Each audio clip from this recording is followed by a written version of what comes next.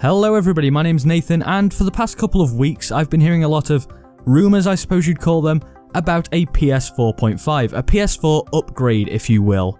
And not just your normal one person says it's going to happen kind of rumours, but fairly substantiated stories about a PS4 update. Basically every major gaming outlet has had stories on this, so I thought today I'd throw my hat into the ring and give my thoughts on whether or not this will happen, and whether or not it'll be a good thing for consumers.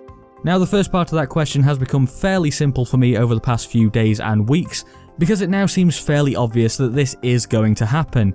Enough people with a decent reputation in the industry and strong sources have come out and backed up the rumours, and sites like Kotaku and Eurogamer pretty much say it's 100% true.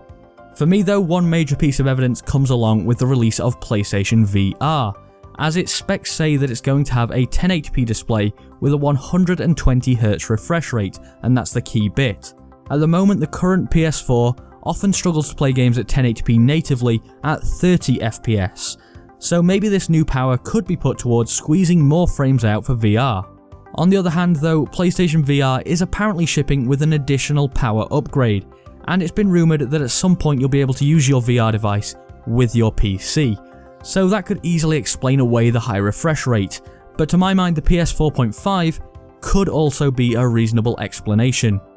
Right, so with the will it happen part of the question out of the way, the next thing we have to discuss is will it be good for consumers, and as far as I see it there are three types of people that this will affect in different ways. First, you've got the people who already own a PS4. Next, you've got the people who don't own a PS4 but might be interested in an upgraded PS4.5 or PS4K or whatever you're going to call it. And lastly, you've got the people who are just interested in gaming as a whole. Now this doesn't affect them as much as the other two groups, but I still think there's a couple of points to be made for those people, so I've decided to include them. But let's start with the first group, the people who already own a PS4.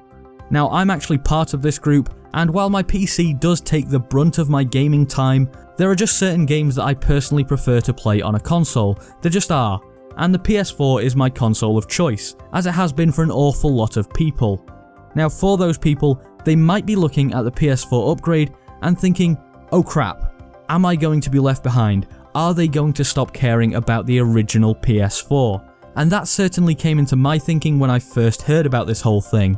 And at its core, it's a reasonable concern, but it all comes down to how many people are actually willing to buy an upgraded PS4 system.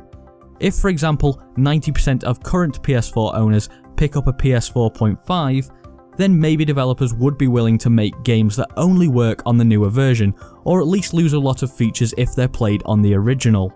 Of course though, 90% is probably a highly unrealistic number, and in reality much fewer people are going to have the money or the desire to get the new PS4.5, and if consumers aren't willing to buy it, then developers won't make games for it, because they obviously want to appeal to the largest number of people to maximise their profits. It's a bit of a catch-22.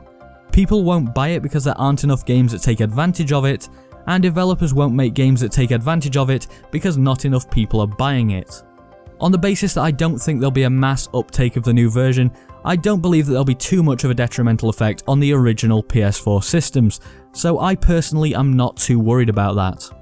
Another concern I've heard voiced from current PS4 owners is that when you buy a console, it's kind of implied that it's going to be the best piece of hardware coming out from Sony or Microsoft or whoever it is for the next few years. It's not directly said, but it's certainly implied, and this goes against that. Now there's going to be people out there that thought they were investing to have the best console tech available for the next 5, 6, 7 years, and with the way it's looking at the moment, it seems that those people have only got 3 years of top level console gaming for their money. Of course though, that all just comes down to a bit of perception over reality. The new PS4.5 won't make the original PS4 less powerful or less fun, and there's been more powerful gaming systems out for years now in the form of PCs, and they haven't negatively affected how much fun you can have on a console. So for me this one's a bit of a non-issue. So that's our first group of people the current PS4 owners dealt with. Let's talk about the second group of people, the people who don't own a PS4 but might be interested in a PS4.5. And for those people, this is obviously good news. It's another product on the market for them to choose from so that they can get the best entertainment experience for their own wants and needs. The only thing that I would say to those people is be careful.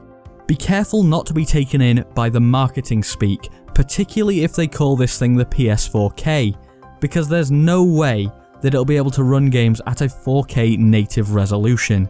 I mean, the current PS4 struggles with 1080p natively, and there are multi-thousand-pound PCs out there that still can't fully make the most of 4K. So as far as I'm concerned, there's just no way that it'll be able to run at 4K natively.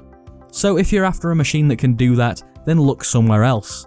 If however you're after a machine that can stream movies at 4K and possibly up-res games to 4K even though it's not the native resolution, then this could be the console for you.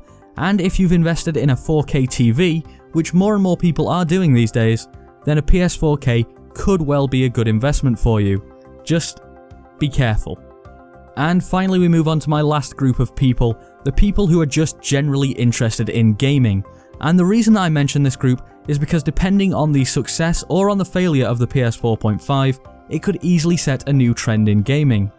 Now I realise that Nintendo has already done this kind of thing in the past with a 3DS XL, and there hasn't been a massive effect on the market, although the case could easily be made that the PS4.5 is a result of that. But if this is successful, we could see a more tick-tock business model in gaming going forwards, where an initial console comes out and then an upgraded one comes out a year or two later. And consumers might want to think about changing their buying habits because of it. I mean, take phones as an example. Now I personally am an iPhone user, and I will always hold off buying the new iPhone model in order to wait for the S version to come out. I know it's coming, and I'm willing to wait in order to get that bit of extra performance when it comes out a year or two down the line. In the console market then, maybe people will start to hold off on buying the initial console in order to buy the upgraded version halfway through the life cycle. Another possible effect is that maybe some people will think about moving over onto PC because of this, as one of the big advantages of consoles, parity with everyone you're playing with and against, now appears to be gone, and maybe that'll be the straw that breaks the camel's back in convincing some people to make the switch. Or maybe it'll even be a switch from PlayStation to Xbox that people will make, as Phil Spencer has said that he doesn't want to have this particular business model for Xbox systems. Overall then, I don't think there's anything inherently bad about a PS4.5 or PS4K. There are definitely some valid concerns, and based on what companies within the gaming industry are willing to do at times, this whole thing could be totally messed up by corporate interest. But at the moment, I would say that it's the corporate interest of companies who want to maximise their customer base that will make sure that this doesn't screw over the people who bought the original PS4, like me. So that's about it for today's video. Thanks for watching. If you enjoyed it, I'd be very appreciative of a like down below. Let me know what you think in the comments, and subscribe if you haven't already for more content like this. Anyway, thanks for watching. I've been Nathan, and I'll see you next time.